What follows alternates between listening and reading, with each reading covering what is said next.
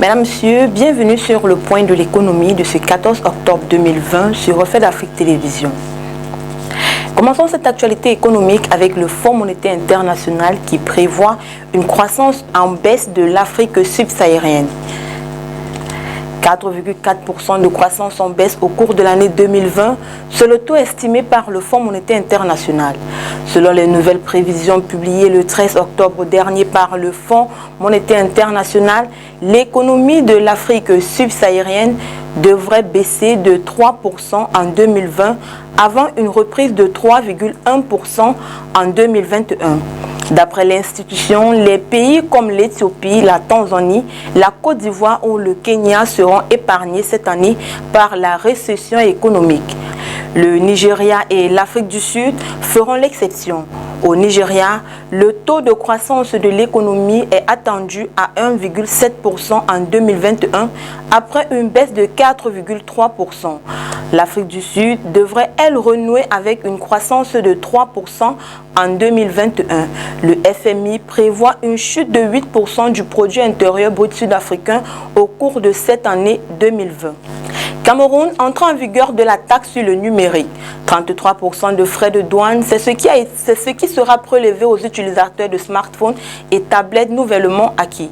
Près de 2 ans après la promulgation de la loi des finances de 2019, les consommateurs camerounais seront assujettis au paiement des droits et taxes de douane par voie numérique sur les téléphones et les terminaux téléphoniques dès le 15 octobre prochain.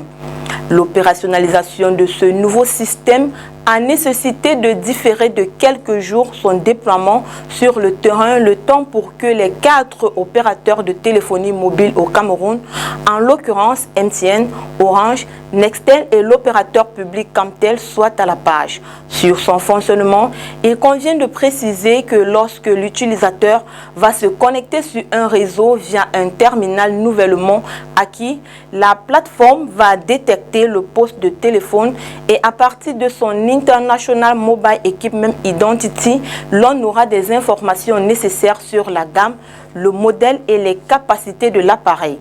C'est sur la base de ces caractéristiques que les frais de douane ont été calculés avec des recettes annuelles attendues à près de 50 milliards de francs CFA dans les caisses de l'État.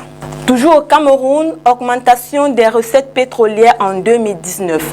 584,5 milliards de francs CFA, c'est le coût des recettes pétrolières atteint au cours de l'année 2019. Selon le bilan d'exécution de la loi de finances 2019, cette enveloppe est au-dessus de l'objectif annuel de 506 milliards de francs CFA fixé en début d'année, ce qui correspond à un dépassement de 78,5 milliards de francs CFA. Dans le détail, les recettes pétrolières collectées se répartissent comme suit. 471,5 milliards de francs CFA de redevances de la Société nationale des hydrocarbures et 113 milliards de francs CFA au titre de l'impôt sur les sociétés pétrolières. En comparaison avec l'année 2018, les recettes pétrolières au Cameroun ont cru de 4,24 milliards de francs CFA en 2019, soit 16% en valeur relative. En raison de cette performance, le poids des recettes pétrolières dans les recettes internes passe de 14,6% en 2018 à 16,7% en 2019. Gabon, rénovation des infrastructures d'exportation offshore de Gamba. 13,4 milliards de francs CFA, c'est le montant qu'Assala a décidé d'investir au Gabon pour remettre à niveau les infrastructures d'exportation offshore de Gamba dans le sud du pays. Cet investissement contribuera à améliorer les conditions de travail et de sécurité pour les travailleurs d'Assala, conformément aux dispositions d'engagement de l'entreprise en matière de qualité d'hygiène, de sécurité et d'environnement. Ce projet de rénovation prévoit la construction, la mise en place et les travaux d'ingénierie d'une toute nouvelle bouée d'amarrage sur point unique offshore.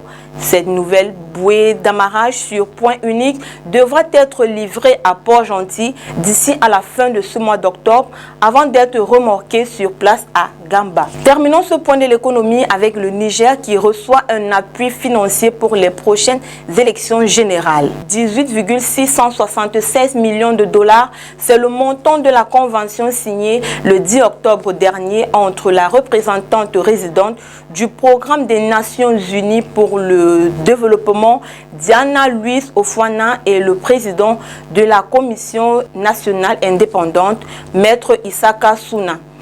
Cet accord de financement s'inscrit dans le cadre de l'organisation des prochaines élections générales 2020-2021 au Niger. Ces fonds qui proviennent de la Norvège et de la Suisse constituent la preuve de l'engagement de ces deux pays aux côtés du projet d'appui au cycle électoral pour des élections inclusives, fiables et transparentes au Niger.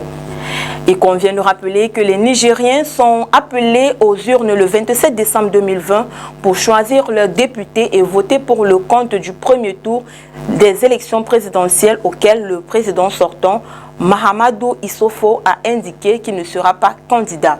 Un éventuel second tour de l'élection présidentielle devra se tenir le 20 février 2021, mais avant, les élections locales auront lieu le 13 décembre 2020. C'est tout pour le point de l'économie de ce jour sur Reflet d'Afrique Télévision. Retrouvons-nous demain pour une nouvelle sortie. Les programmes sont en continu sur nos différentes plateformes médias, Facebook, Twitter, Instagram, YouTube ou sur notre site internet www.refletdafricetv.com. Agréable sur de programmes sur Reflet d'Afrique Télévision.